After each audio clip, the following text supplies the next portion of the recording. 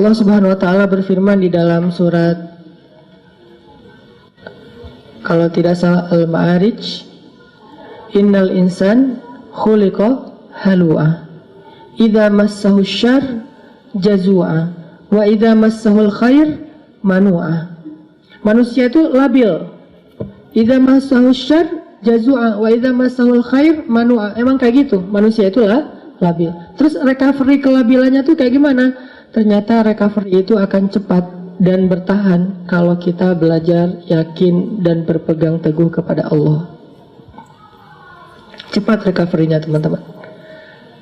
Para sahabat Nabi itu, gimana pun mereka soleh, mereka tetap manusia, kadang emosional juga, tapi recovery-nya cepat. Contoh, Abu Bakar pernah sakit hati sama keluarganya, ada saudaranya yang memfitnah Aisyah. Dia nuduh Aisyah itu selingkuh. Sakit hati kan Abu Bakar? Akhirnya karena Abu Bakar sakit hati, Abu Bakar pun bersumpah. Abu Bakar posting juga, kata Abu Bakar, demi Allah, saya nggak bakalan ngasih lagi pertolongan dan bantuan kepada orang itu selama-lamanya. Kenapa? Udah terlanjur sakit hati sama dia. Bersumpah Abu Bakar, nggak akan nolongin dia lagi. Ternyata Allah komen di postingan itu. Apa komenan Allah? Janganlah seseorang yang diberikan kelebihan harta di antara kalian, surat An-Nur, bersumpah untuk tidak membantu saudaranya. Maafkanlah, berlapang dadalah. Tidak sukakah kalau kamu Allah mengampuni dosa-dosamu? Ala tuhibbuna ayyaghfirallahu lakum? Akhirnya ketika Abu Bakar baca komen ini, astagfirullahaladzim, langsung Abu Bakar delete postingannya. Posting baru, mulai sekarang saya akan bantu dia 2 kali lipat. Allah langsung first like, ya. Itu yang terjadi di dalam surat An-Nur. Kenapa Abu Bakar sedih? Karena beliau manusia. Kenapa Abu Bakar sakit hati? Karena beliau manusia. Sesoleh apapun tetap aja dia manusia. Cuma recovery-nya cepat. Kenapa? Karena berakatnya dengan Allah, bukan dengan makhluk. Kalau kita berakat dengan makhluk, susah recovery-nya. Tergantung orang itu. Kalau kita berakat dengan Allah, cepat recovery-nya. Karena Allah Rahimun, Rahmanun, Karimun, Jawadun. Allah itu maha baik. Misalnya kita marah sama orang lain, terus kita maafin dia, apa akad dengan Allah? Nanti Allah maafin saya. Makin besar dosa orang yang kita maafin, makin besar dosa kita yang dimaafin sama Allah. Dosa apa yang paling besar yang dilakukan seseorang kepada kita? Tadi ditikung. Ustadz, nggak mudah Ustadz maafin yang kayak gitu-gitu. Ustadz, saya tuh udah berusaha ya selama 5 tahun. Di tahun ke-5 ternyata gagal gara-gara dia. Padahal dia datangnya cuma beberapa bulan terakhir. Kenapa bisa nikung? Dia teman curhat kita. Kita curhat ke dia, ternyata dia dapat info dari kita, dia jalan duluan. Kan sakit banget tuh.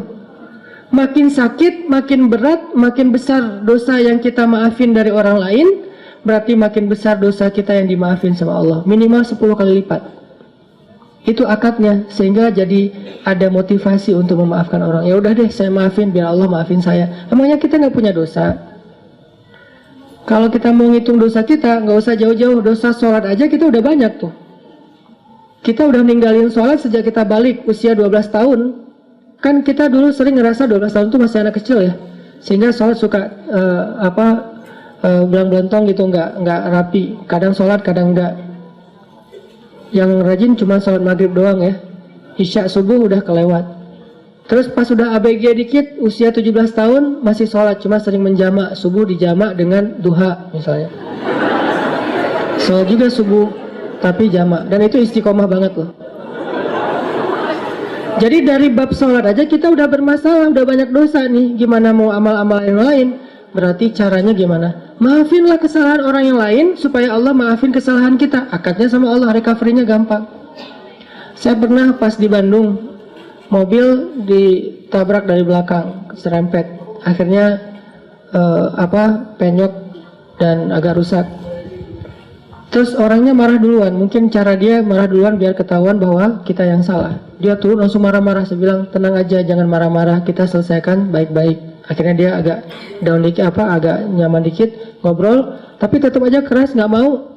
Dan pas di ini dia nunjukin kartu bahwa dia anggota. Nah, karena dia anggota nggak mau ribut, ya udahlah, saya ganti rugi 2 juta.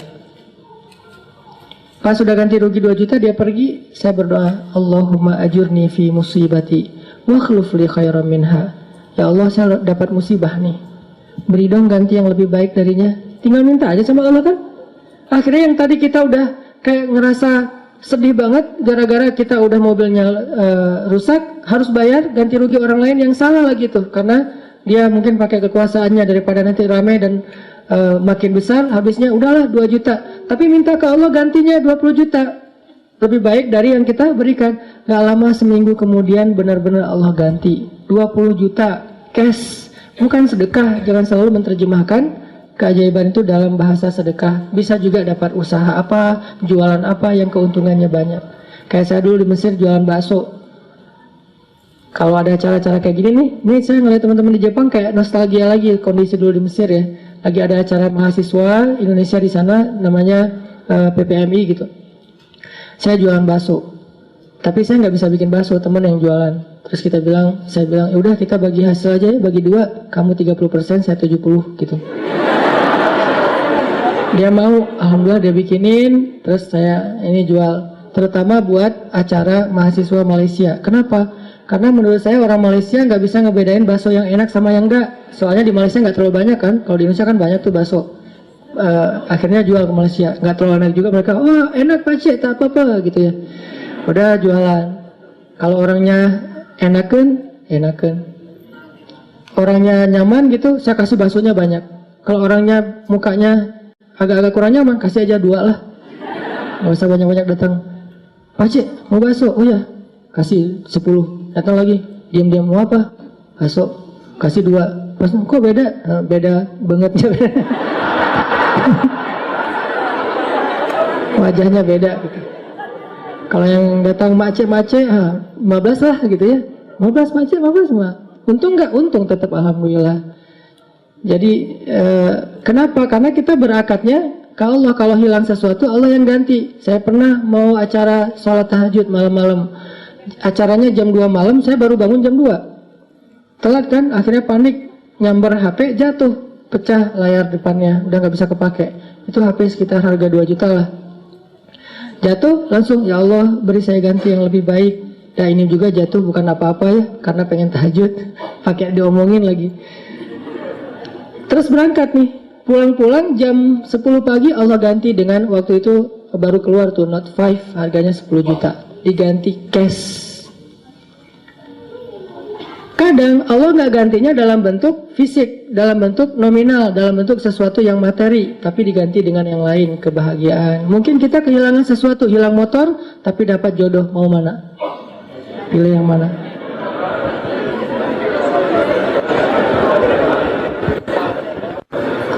Jadian nih, gara-gara nikmat hilangnya motor. Pas ketahuan kita nggak punya motor, putus lagi.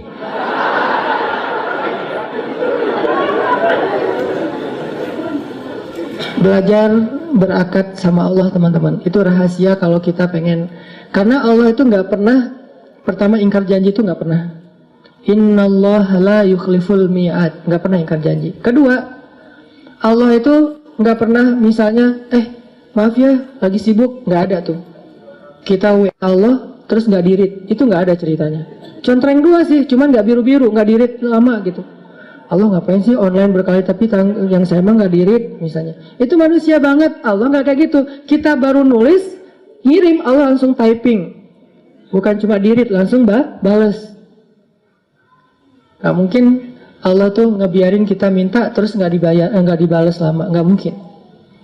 Dan nggak mungkin juga Allah misalnya habis pulsa, habis kuota, itu nggak ada. Ala kulli syai'in qadir, maha kuasa atas segala sesuatu. Jadi kayaknya paling nyaman berakat itu sama Allah.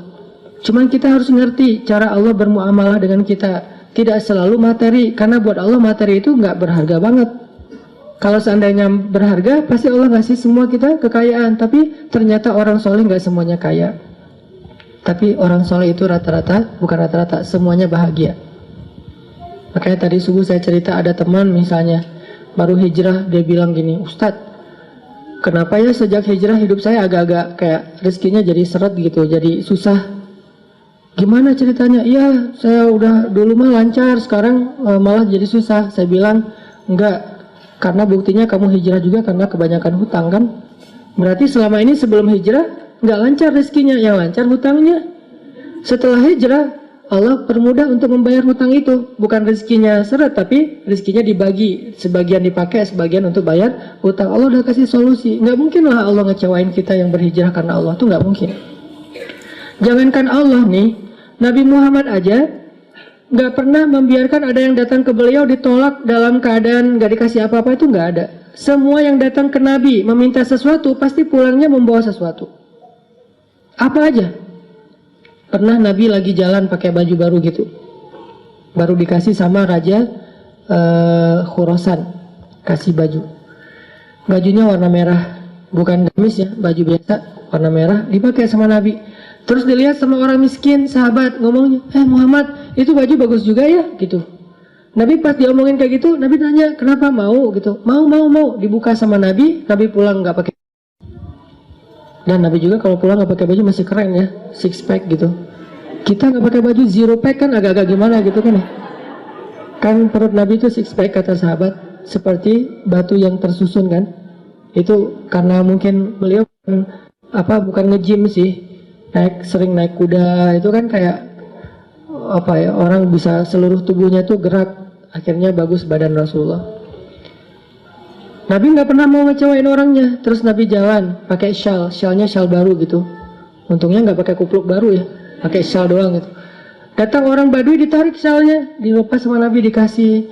Ada yang datang ke Nabi, ke Aisyah misalnya, Aisyah tuh cuma punya 3 butir korma, dari pagi belum makan.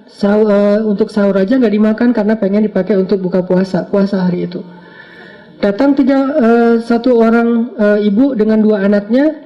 Karena lapar bilang, Aisyah saya belum makan dari pagi. Aisyah langsung ngambil ngasih. Jadi nggak makan sahur, nggak berbuka puasa. Kenapa? Karena sifat Nabi itu tidak ada yang datang kepada beliau pulang dalam keadaan tangan kosong. Itu nggak ada. Nabi aja kayak gitu, apalagi Tuhannya Nabi, Allah Subhanahu Wa Taala. Nggak ada yang datang kepada Allah pulang dalam keadaan kecewa. Itu nggak ada. Kalau dia kecewa, berarti dia nggak ngerti cara berakad sama Allah.